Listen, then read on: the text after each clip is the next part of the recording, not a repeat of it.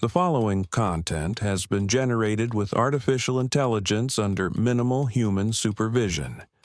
The data presented may contain errors or inaccuracies. The opinions expressed in this content do not necessarily reflect the vision, position, or values of Digi-all. We recommend verifying critical information with additional sources before making decisions based on this content.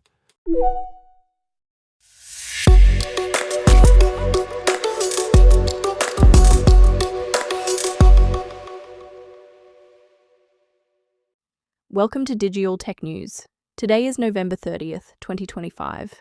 I'm Kylie Brooks, and this is where technology becomes clear and engaging. We've got some significant developments to cover today, from workplace privacy concerns to global regulatory battles. Let's dive in. Google just rolled out an Android update that lets your employer read your text messages. Yes, even the encrypted ones.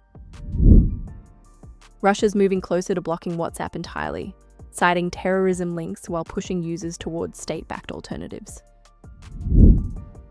Silicon Valley is building its own media ecosystem to avoid tough questions, and it's working exactly as planned.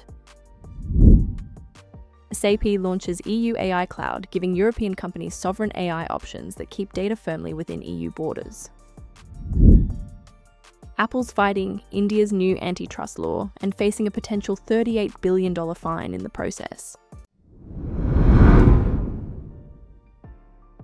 Let's start with that Google Messages story, because this one's pretty wild. Android Authority caught Google rolling out something called RCS Archival on Pixel phones and other Android devices. Here's how it works. If you're using a work-managed phone, your employer can now intercept and archive your RCS chats, even though they're supposedly protected by end-to-end encryption. And that's the key word here, supposedly. Because while your messages are encrypted during transmission, once they land on your device, they're decrypted and sitting there for whoever controls that device to access. Google's framing this as a solution for regulatory compliance, and sure, they'll show you a notification when archival is active. But let's be real, this affects way more than just regulated industries. If you've got a work Android phone, you might want to think twice about what you're texting on it. Shadow IT apps like WhatsApp and Signal are probably looking pretty good right about now.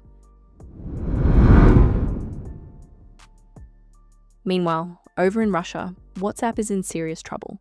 Roskomnadzor, that's Russia's media regulator, is threatening a total block of the messaging service.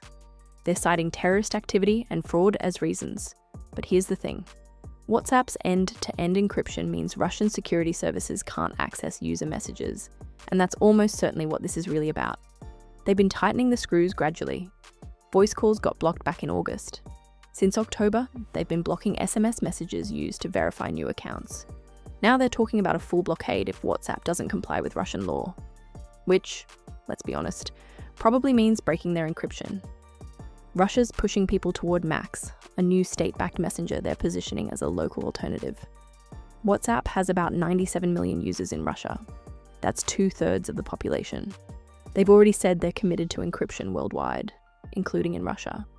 But if this ban goes through, it's going to be a massive shift for how Russians communicate online. Now, if you're wondering why tech CEOs seem to be dodging accountability lately, The Guardian has a fascinating investigation into how Silicon Valley is building its own media bubble.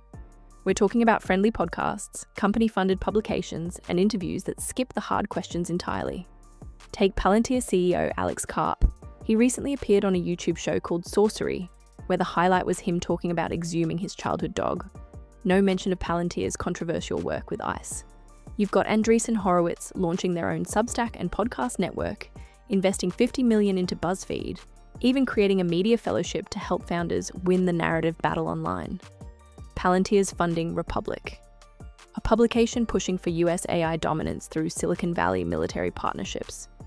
And then there's Elon Musk, who's basically perfected this strategy, only talking to friendly hosts like Lex Fridman and Joe Rogan, while building Growcopedia, an AI tool that produces content aligned with his worldview. It's a calculated move to control the narrative, and honestly, it's working. When you can just build your own media ecosystem, why deal with journalists who might ask uncomfortable questions? On a more constructive note, SAP just announced EU AI Cloud, and this is actually a significant development for digital sovereignty in Europe. It's a unified platform that lets European companies choose their level of data sovereignty and deployment options.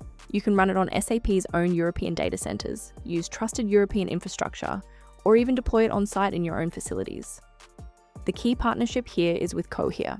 They're integrating something called Cohere North into SAP's business technology platform. This brings advanced AI capabilities while guaranteeing that data stays within EU borders and complies with European regulations. SAP is building an ecosystem with partners like Mistral AI and OpenAI, letting customers deploy their models as SaaS, PaaS, or IaaS, all on European infrastructure. For companies that have been hesitant about AI because of data residency concerns, this could be exactly what they've been waiting for. It's Europe saying, we can have cutting-edge AI without compromising our sovereignty standards.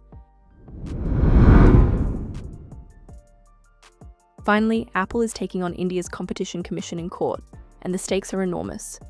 India changed their antitrust penalty law last year to allow fines based on a company's global sales volume, not just Indian revenue.